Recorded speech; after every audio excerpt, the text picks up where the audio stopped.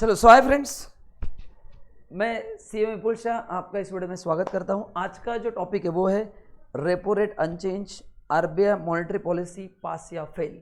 तो आज अपन इस पर डिस्कस करने वाले हैं एंड एज ए इन्वेस्टर उसका इम्पैक्ट आपने ऊपर क्या होगा उसका भी अपन एक छोटा सा एनालिसिस करेंगे ना। आगे बढ़ने से पहले अपने को पहले समझना है कि ये रेपो रेट होता क्या है।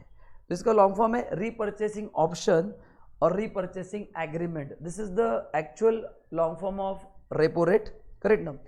तो अभी पहले मैं आपको बताता हूँ कि रेपो रेट होता क्या है और इसका इम्पैक्ट कैसे होगा। बट आगे बढ़ने से पहले एक आपको मैं स्टोरी सुनाना चाहता हूँ जो मेरा पर्सनल एक्सपीरियंस है। जैसे ये पैंडेमिक चालू हुआ, करेक्ट ना, तो we were searching for good investment options, क्योंकि अच्छा लोगों के इनकम तो कम ही हो गए, बट जो भी इनकम बचे थे या जिन लोगों ने इधर उधर इन्वेस्ट किए थे वो सब डर के देख रहे थे कि हम कहाँ पे इन्वेस्ट करें। बैंक एफडी में उस समय 7-1% इंटरेस्ट मिलता था, करेक्ट ना। एंड बाकी स्टॉक और म्यूचुअल फंड तो लोगों को रिस्की लग रहे थे क्योंकि पैंडेमिक की वजह से कंपनी बंद हो गई। अरे प्रोडक्शन है तो कंपनी ग्रो कैसे करेगी, and that was the right thought at that time. तो उस समय मैंने टाटा मोटर्स के शेयर्स में इन्वेस्ट किया था, जिन्होंने बाद में लैंड रोवर एंड जैगुआर जैसे कंपनी को टेक ओवर किया था। तो उनके टेक्नोलॉजी की वजह से टाटा मोटर्स का सेल बहुत बढ़ गया एंड लगभग उस स्टॉक ने 150% रिटर्न दिया इवन ड्यूरिंग पैंडेमिक। तो स्टोरी का मोरल क्या है? It's not that I have earn 150%।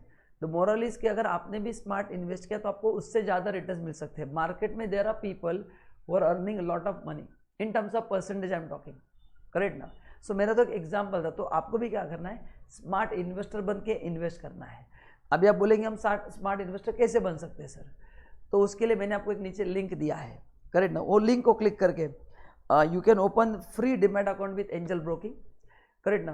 तो वहाँ पे आपको काफ़ी सारा रिसर्च करके दिया हुआ है। वहाँ पे आपको टूल्स दिए हुए जिससे based on your risk profile आपको कितने साल इन्वेस्ट करना है, करेक्ट ना। वो ऐप आपको प्रॉपरली गाइड करते हैं कि आपने कहाँ पे इन्वेस्ट करना चाहिए, कहाँ पे नहीं करना चाहिए, considering your risk profile. Plus वहाँ पे पर्सनलाइज एडवाइजर भी है। तो ऐसे बहुत सारे बेनिफिट्स आपको ऐप में मिलेंगे।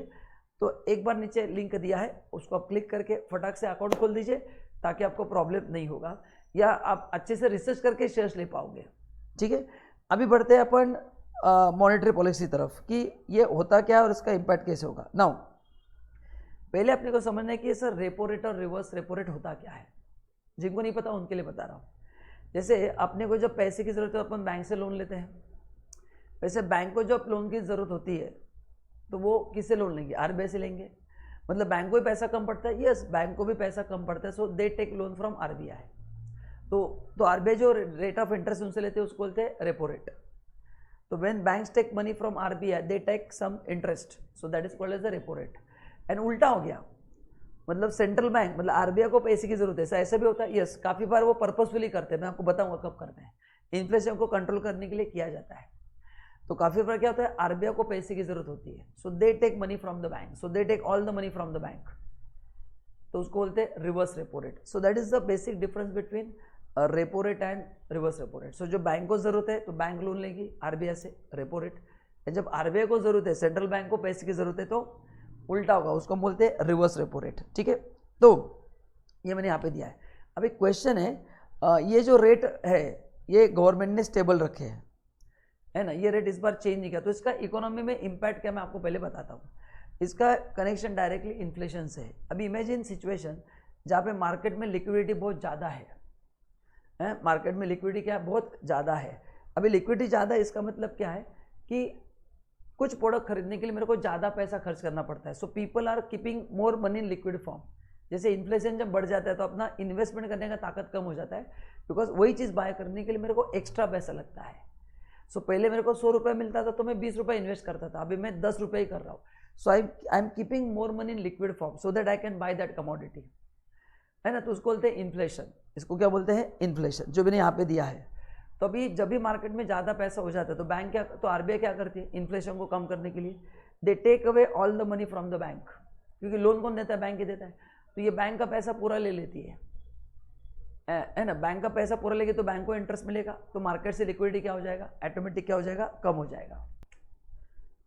एंड उल्टा हो गया, करेक्ट ना। आपको समझा मैंने क्या कहा कि जब लिक्विडिटी ज़्यादा हो जाती है तो आरबीआई क्या करती है, बैंक से पैसा उठा लेती है।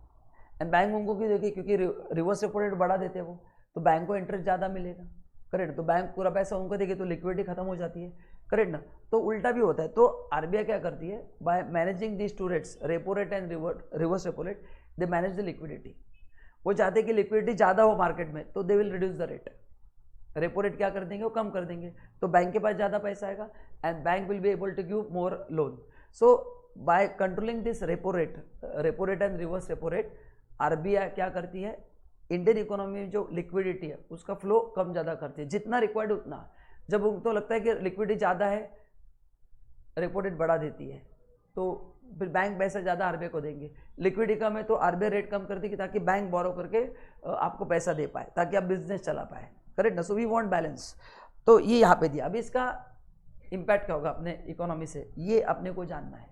ये तो मैंने आपको कोई इन्फॉर्मेशन दिया कि इसका इम्पैक्ट क्या होगा। अभी प्रॉब्लम क्या होता है कि जैसे पैंडेमिक ख़त्म हो गया, ख़त्म होने के बाद जब मतलब पैंडेमिक आया इनिशियली, तो बैंक को डर क्या था कि हमने इतने लोगों को लोन दिया है, वो लोन वापस नहीं कर पा रहे, मतलब ईएमआई नहीं भर पा रहे, क्योंकि उनके बिजनेस ही बंद है, तो कहाँ से ईएमआई बंद करेंगे, ईएमआई देंगे वो। अभी ईएमआई नहीं आएंगे, बैंक के पास पैसा अगर कम आ गया तो बैंक लोन कैसे देगा, एंड बैंक लोन नहीं देगा तो बैंक चलेगा कैसे, करेक्ट। एंड जिन लोगों को लोन दिया वो अगर डिफॉल्टर बन गए तो बैंक को तो ताला लग जाएगा, करेक्ट ना। तो बैंक के लिए ये बहुत बड़ा प्रॉब्लम था। एंड गवर्नमेंट ने दिया था लोन मॉनिटरियम कि जहाँ पे आपको लोन रिपे करने की जरूरत नहीं है, आप बाद में दिया तो भी चलेगा। तो इसकी वजह से बैंक प्रॉब्लम में आ गए, क्योंकि बैंक में आने वाला पैसा तो कम ही हो गया ना, कि गवर्नमेंट ने लोन मॉनिटरिंग दे दिया तो अपन ईएमआई भरे नहीं, जिन लोगों ने लोन लिए थे, 1 साल का एक्स्ट्रा टाइम मिल गया। तो इस केस में बैंक को तकलीफ होगी कि बैंक लोन कैसे देगी। तो उस समय आरबीआई ने बैंक का भी ख्याल रखा। आरबीआई एज अ श्री प्रभु राम बन के प्रकट हो गई एंड उन्होंने बैंक को कम दाम में पैसा दिया ताकि बैंक आगे लोन देके उनका बिजनेस चला पाए। इसलिए 1 साल में कोई भी बैंक बंद नहीं हुई, इवन तो पैंडेमिक में लोन मॉनिटरिंग था, आपने लोन का ईएमआई नहीं दिया, तो आरबीआई ने बैंक को पूरी मदद की। आरबीआई ने बैंक को क्या की, पूरी मदद की, सो दैट वो प्रॉपरली बैंक बंद नहीं हो। नहीं तो बैंक तो बंद नहीं होता चाहिए, क्योंकि सिर्फ उनको पैसे नहीं आए तो लोन कहाँ से देंगे, आप सोचो ना। तो आरबीआई ने एज अ प्रभु श्री राम पूरे बैंक्स को इंडिया में मदद की एंड उन्होंने वो बैंक को इनफ लोन देके, कम दाम में लोन देके वो लिक्विडिटी क्या की, मेंटेन की। So this is the role played by bank RBI in the pandemic. आपका भी भला किया, बैंक का भी किया। अभी प्रॉब्लम क्या हो गया कि जैसे पैंडेमिक खत्म हो गया, सभी चीज़ें नॉर्मल हो गई, सब जगह पे प्रोडक्शन स्टार्ट हो गया, बट प्रॉब्लम क्या होगा, प्रोडक्शन स्टार्ट होने के बाद भी जो चैलेंजेस है इंडस्ट्री में अभी भी कम नहीं हुए। जैसे अगर आपको पता है कि सभी कार्स के लिए वेटिंग बहुत ज़्यादा हो रहा है, क्योंकि वो जो सेमीकंडक्टर चिप है वो नहीं मिल रहा है, तो कार का सेल नहीं हो रहा है, क्योंकि खाली वेटिंग है ना, 4-4, 6-6 महीने का वेटिंग ही है, लोगों को कार ही नहीं मिल रहा है, सो लोग कार बुक ही नहीं कर रहे, तो उनका सेल खाली वो डिमांड का मतलब बुकिंग का 5-10 रुपये मिल रहा है, उसको सेल थोड़ी बोलते हैं। कुछ लोग बाद में फिर कैंसिल कर देते हैं, तो उसके वजह से प्रॉब्लम है। प्लस एग्रीकल्चर प्रोडक्शन में प्रॉब्लम है, बिकॉज क्लाइमेटिक चेंजेस आपको पता है, कभी भी बारिश आता है, कुछ भी होता है, उसके वजह से प्रॉब्लम है। तो इंडस्ट्री में अलग अलग, पेट्रोल डीजल के प्राइसेस बहुत हाई है, उसके से प्रॉब्लम है। तो ये पैंडेमिक उठने के बाद भी अभी अपन धीरे धीरे रिकवर हो रहे हैं, बट अपन स्टिल इतना रिकवर नहीं हो पा रहे। तो जो बड़े बड़े इकोनॉमिस्ट हैं उनका कहना क्या है कि ये जो अपने इंडियन इकोनॉमी ओपन अप हुआ है, बट उसको उस लेवल तक आने के लिए टाइम लगेगा, क्योंकि क्वार्टर फाइनेंशियल ईयर जो है 21-22, तो लास्ट क्वार्टर आएगा जैन फेब मार्च, उसका इन्फ्लेशन रखा है 5.7%। कितना रखा उसका इन्फ्लेशन रेट, 5.7% होगा।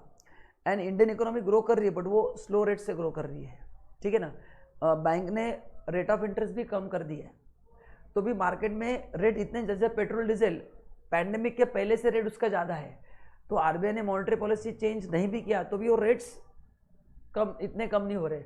गवर्नमेंट ने पेट्रोल के दाम कम कर दिए, डीजल के दाम कम कर दिए, बट पैंडेमिक के पहले जो रेट्स है उससे अभी भी वो ज़्यादा है, क्योंकि गवर्नमेंट को भी उनका इनकम रिकवर करना है जो उनका लॉस हुआ है ड्यूरिंग कोविड पीरियड। तो उसकी वजह से ये जो आरबीआई ने रेट अनचेंज रखा है, करेक्ट ना। जो पॉवेल करके चेयरमैन है फेडरल रिजर्व के, उन्होंने बोला कि इंडियन इकोनॉमी जो रेट कांस्टेंट रखा है, मतलब कम ज़्यादा कुछ भी नहीं किया है, उन्होंने कांस्टेंट रखा है, और उससे इतना फ़ायदा नहीं होगा ऐसा उनको लगता है। यस, एंड अगर इतना फ़ायदा नहीं होगा तो डेफिनेटली एज ए इन्वेस्टर आपने को चेक करना पड़ेगा कि अपन ने जहाँ पे इन्वेस्ट किया है उस रिटर्न पे इम्पैक्ट क्या होगा, क्योंकि now you have to analyse कि अगर रेट अनचेंज होते हैं तो इन्फ्लेशन पे इम्पैक्ट क्या होगा।